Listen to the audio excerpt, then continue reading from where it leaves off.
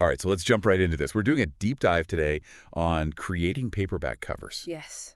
It's like everything you need to know to make your book, look good, whether you're using some, fancy design software or KDP's cover creator tool. Mm-hmm. So you might be, thinking about self-publishing or just kind of curious about, what makes a cover, pop on the shelves.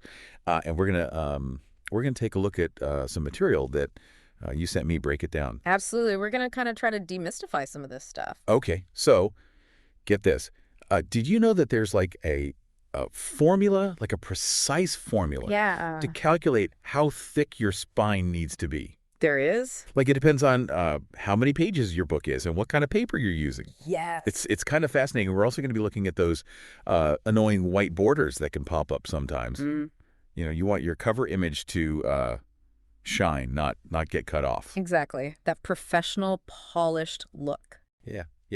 And then there's that barcode. Yes. That always seems kind of mysterious to me. Mm-hmm. We're going to break down what it's for, how big it needs to be, where it goes, and what happens if you, choose not to have one. Yeah. Spoiler alert, not really an option. No, it's a very important part of the book. Yeah. Okay, so let's start with the basics. Okay. If you're making a cover, what's the one thing you absolutely have to have? Your cover needs to be one PDF file. Okay. Front cover, spine, and back cover. Got it. Okay, so no separate files for each. No. Okay. And how big can that PDF? Oh, so it's like like an insurance policy against any trimming mishaps. Exactly, yeah. Okay.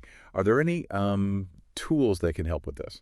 KDP offers a cover calculator and template generator. Oh, fantastic. That helps. That's so helpful. Yeah. Okay, so the Stein, I feel like that's the trickiest part to get just right. Yes, it is. Yeah. But luckily, there are formulas you can use to calculate the spine width. Okay. And that's based on your page count and whether your book is black and white or color. Formulas. Uh-oh. Oh, I know. My inner artist is a little afraid. But don't worry, it's simpler than it sounds. For example, if you have a black and white book on white paper, Okay. you simply multiply your page count by 0.002252 inches. And there you have it, your spine width. Okay. Okay, not too bad. Not too bad. What about adding text to the spine? Are there any rules for that? First rule of spine text, 79-page minimum. Okay. If your book is less than 79 pages, you can't put text on the spine. You also have to be aware of spacing. You need at least 0.0625 inches of space between the text and the edges of the spine on both sides. Okay. And that prevents the text from wrapping onto the front or back cover. Got it. Okay, so let's move on to cover backgrounds. Okay. What are some key things to keep in mind there? Remember, bleed. Mm. So you need to extend your background 0.125 inches beyond the trim lines on all sides. Right. That way it covers the entire space after trimming. So no white slivers. No white slivers. Okay, so does that mean borders are a no-go? It's best to avoid them, yes. Okay, yeah, makes sense. Okay, let's talk about images now. What are some essential guidelines for using those on a cover? Well, just like with backgrounds, bleed is crucial. Okay. So you want to extend your images to the edge of that bleed area. Right. And another key thing is the color mode. Oh, wait. Make sure your images are in CMYK color mode for printing. Okay, so RGB is no good. RGB is for online images. Right. They won't look right when they're printed. Okay, so CMYK for print, RGB for web. Exactly. Got it. What about image resolution? Aim for a minimum resolution of 300 dpi, or dots per inch. Okay. It's like choosing high definition over a fuzzy old TV screen. Right. More detail, the better. Okay, so image checklist complete. Let's talk about text. Where should we place text on the cover? And are there, rules about font sizes? Well, for the front and back cover, keep your text within the safe area, which is about 0.125 inches inside the trim lines. Okay. That ensures none of your important text gets chopped off. Got it. What about the spine? Remember that 0.0625 inches of spacing. Right. Keep your text away from the spine edges to avoid that wrapping. Got it. Okay. Any other text-related tips? Double check that all the text on your cover, like the title, author name, edition number, matches what you entered when setting up your book on KDP. And make sure your fonts are readable. You want to aim for at least a 7-point font size and good contrast between the text and background. Okay, so no light gray text on a white background. Exactly. Got it. Okay, let's move on to this mysterious barcode. Yes. Can you demystify this element for us? A barcode is required for KDP paperbacks, Uh-huh. but you can either provide your own or let KDP place it for you. Oh, wait. They'll automatically generate it and place it on the back cover. Okay, so it's not an option to skip. No, it's essential. Okay. All right, so let's talk about color. Are there any specific color guidelines we need to follow? Yeah, definitely. Avoid embedding color profiles in your file. Okay. Also, spot colors, they're incompatible with KDP's print-on-demand model. Okay. If you're using spot colors, just convert them to CMYK. Got it. Anything else color-related? Avoid using multiple color spaces in the same file. Okay. Because that can lead to mismatches during printing. But you keep the colors consistent? Yes. Got it. Yeah. Okay, so let's say we've done all of that. Our cover design is ready. Is there a checklist that we can go through before we upload? Absolutely. First, make sure you saved your cover as a PDF file. And make sure you flatten all transparencies. Okay. And embed your fonts. Got it. And then you want to remove any crop marks, color bars, or template text. Right. Make sure it's 300 DPI, optimize your PDF, Okay. and make sure there's no file security on it. Got it. What about missing pages? Is that something to worry about? Always double check. Make sure there are no missing or blank pages. Okay. You know, it never hurts to be extra careful. All right, so our pre-publication checklist is complete. We've covered file type, size, bleed, spine measurements, text placement, image resolution, color requirements, even PDF optimization. Wow. That's a lot. Yeah, it's a lot to take in. Yeah. But what if we need to update the cover later on? Oh, you can absolutely update your cover at any time. Oh, that's good to know. Yeah, just head to your KDP bookshelf, find the book you want to update, and then you can just follow those instructions. Oh, fantastic. So even if, like, you miss a small detail, we can fix that later. You can fix it, Yeah. exactly. Oh, that's a relief. Okay, so now that we've got that technical stuff out of the way, let's move on to the fun part, design. Yes. Okay, so welcome back. I feel like we've already learned so much about creating a print-ready paperback cover. Yes. But I know there's more to it. There is, definitely. And before we move on, there are some really amazing resources that are available to you while you're working on this. Like what? Well, KDP has a whole collection of help articles, tutorials that focus specifically on cover creation. Oh, fantastic. They cover everything from choosing the right trim size to understanding those barcode requirements. Okay, so if I get stuck, I can just head over there and find the answer. Exactly. Okay, great. Any other resources that we should be aware of? The KDP Community Forum is another great resource. It's a place where authors and self-publishers can gather and share tips and advice and even get design inspiration from each other. Oh, that's fantastic. Okay. Back to the technical side of things for a minute. Okay. We talked a lot about color in the first part. Yes. But can we use any color we want on our cover? Well, you have a lot of freedom when it comes to color, but you have to remember that KDP uses a print-on-demand model. Oh, right. So each book is printed individually as the orders come in. Exactly. Yes. So how does that affect our color choices? Because of that, there might be slight variations in color from one print run to the next. Oh, so like the color I see on my screen might not be exactly the same as the final printed book? It's possible. It's possible, yeah. Okay. Should we avoid certain colors? You don't need to avoid specific colors, but it's good to be mindful of those that are more susceptible to variation. For example, really light or subtle color gradients can sometimes be tricky to reproduce consistent. We'll be back after a quick break. Hey there. Welcome to Good Advice Giver. First, we want to start by saying a massive thank you for tuning in today. Whether you're a long-time listener or you're joining us for the first time, we're truly grateful to have you here. We know you've got a lot of options when it comes to podcasts, so the fact that you're spending your time with us means the world. So thank you. That's right. We're excited to have you with us because here on Good Advice Giver, we cover just about everything. Whether you're interested in sports, relationships, sex, money, finances, business, digital marketing, music, education, movies, comedy, or something else entirely, we've got it all.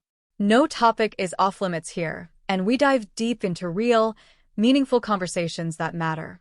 We've also got a mix of male and female hosts. so you're always getting a well-rounded perspective on every topic we cover, from business strategies to personal development, from car shopping to digital products like affiliate marketing. We bring a little bit of everything to the table. Our goal is to offer advice, insights, and some laughs along the way to make sure you feel welcome and engaged, no matter what brought you here. And it doesn't stop there. We're not just about giving great advice, we're about action.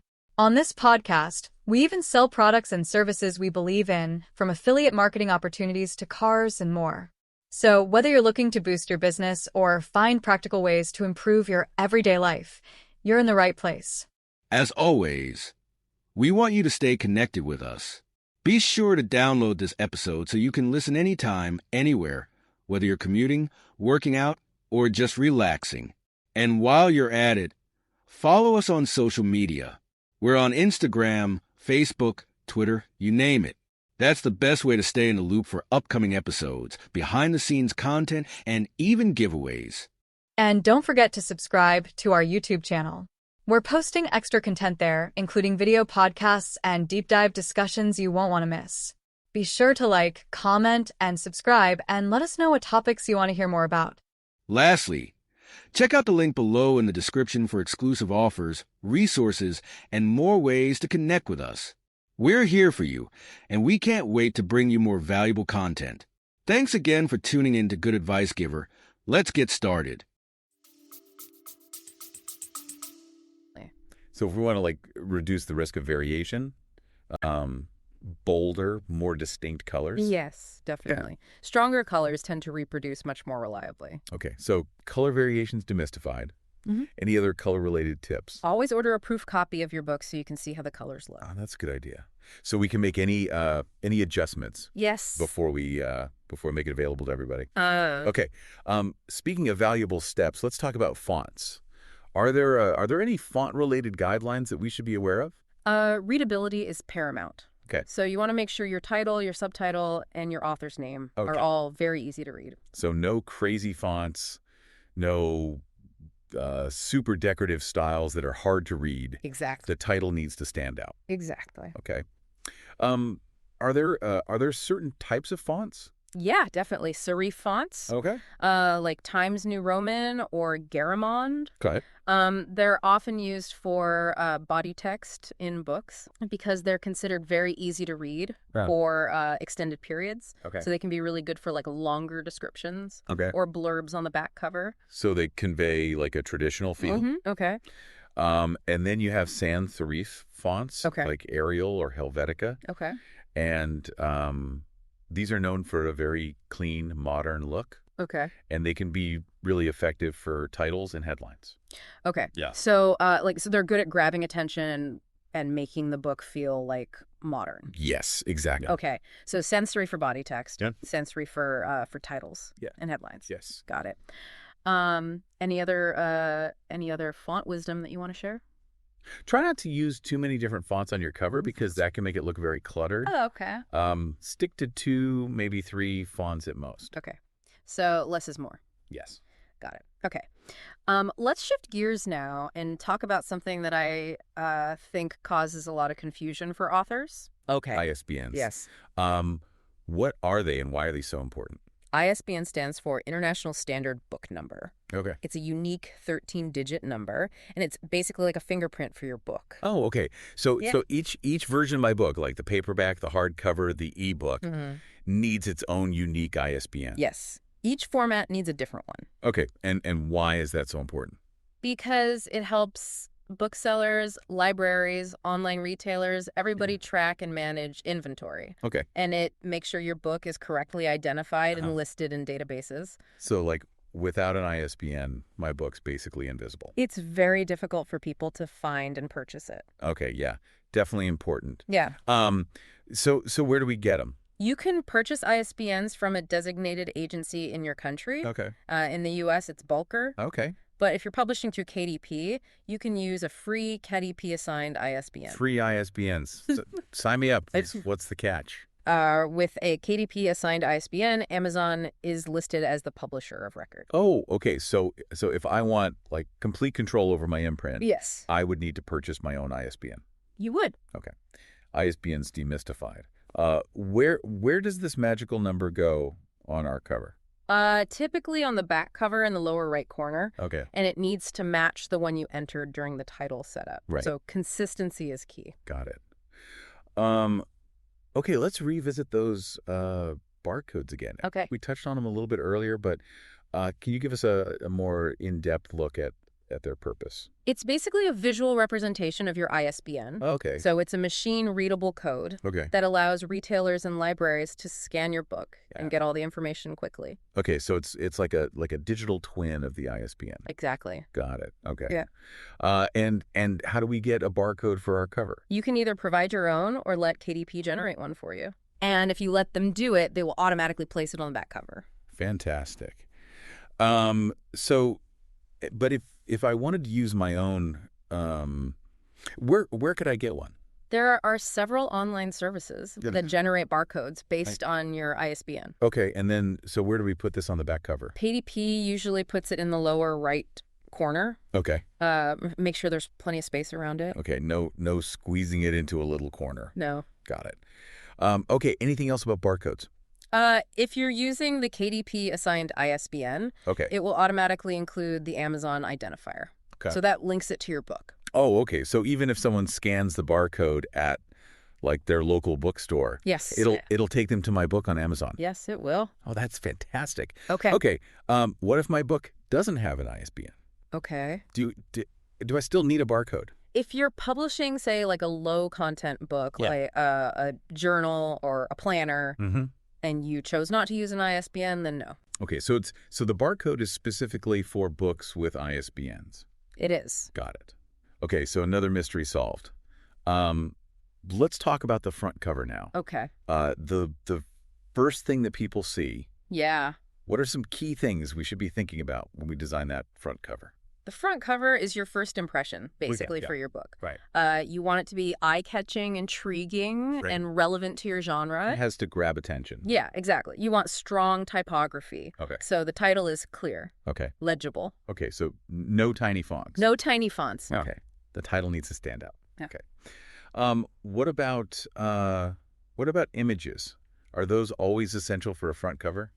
They're not always essential, Okay. but they can be incredibly powerful. Okay. So if you're going to use an image, make sure it's relevant to your book. Okay, so no random stock photos. No. You want it to complement the title. Okay. Give potential readers a sense of what your book is about. So image selection is key. Yeah. Got it. Any other design elements that we should be considering? Color palette. Oh, right. You know, think about the mood and tone that you want to convey, and choose colors that align with those. Oh, so color can really set the tone for the whole book, even before they open it. Absolutely. Okay. Yeah. Anything else? Try not to overcrowd the space. Oh, okay. When it comes to front covers, less is more. Oh, okay.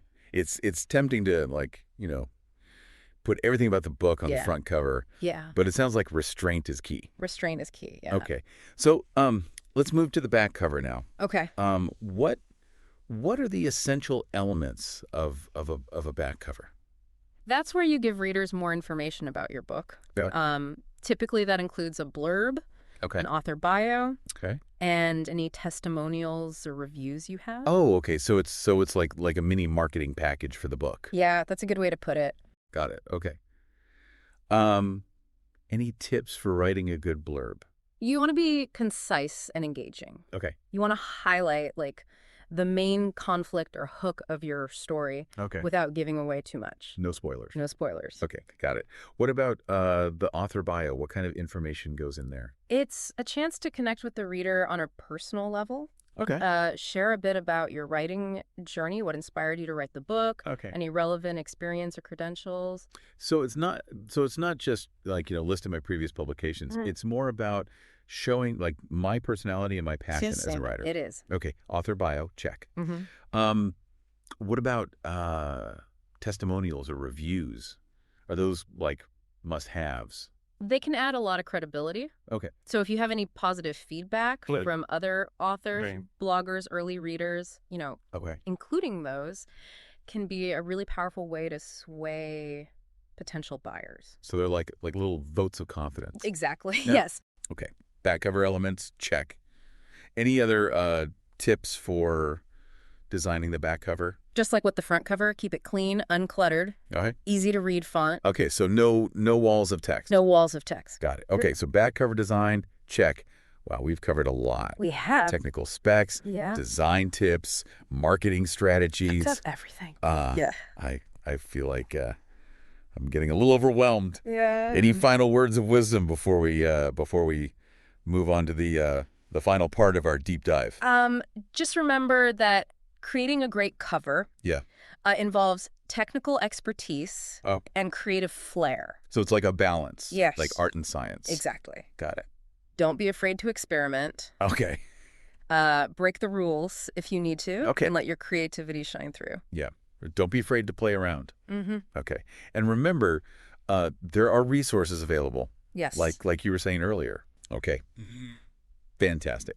All right. So we're back for the final part of our deep dive into creating paperback covers. Yes. I feel like we've covered a lot. You know, we did the technical stuff, the design elements. We even touched on, color and typography. Mm-hmm. So I'm ready to take my cover designs to the next level. Absolutely. Yeah, this final part, we're going to go over some more advanced techniques that can really elevate your cover. Okay, great.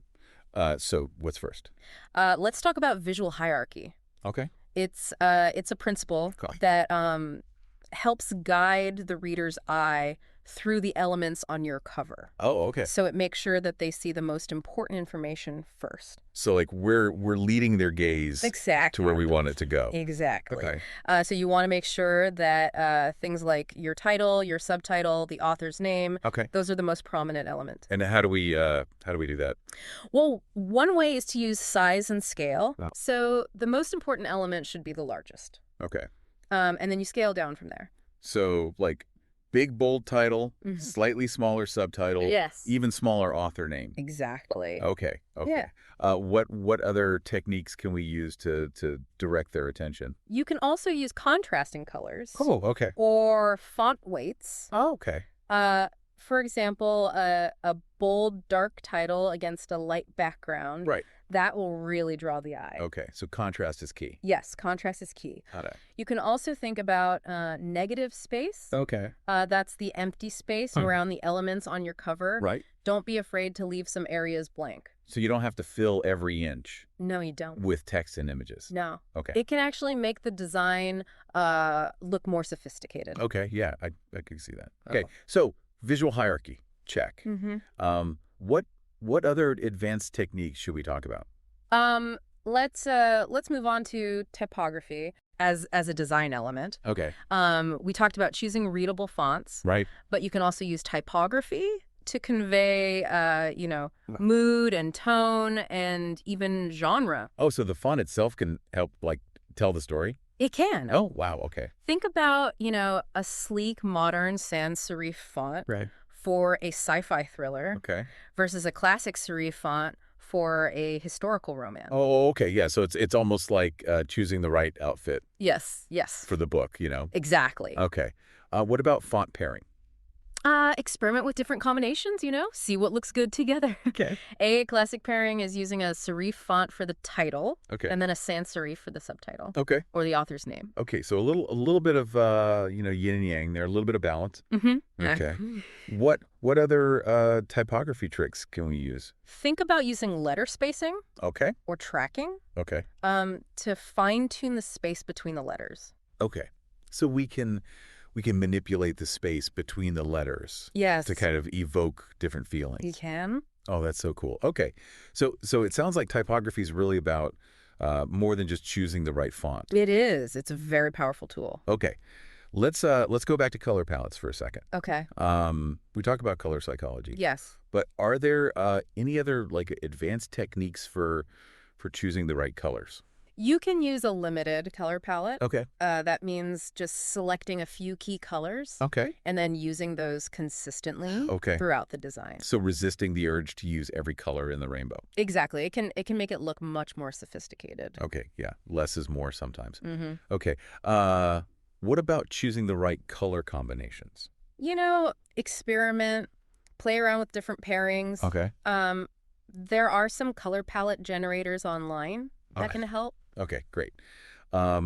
So let's talk about imagery for a minute. Okay. We know we have to choose images that are relevant to our book. Yes. But are there any like advanced techniques for using them effectively? You can try using partial images or close-ups Okay. instead of full body shots. Okay. So, like a close-up of a character's eyes Okay. or a hand reaching for something, Okay. Yeah. that can create a little bit more intrigue. Oh, so it's a little bit of mystery could go a long way. Yes. Okay.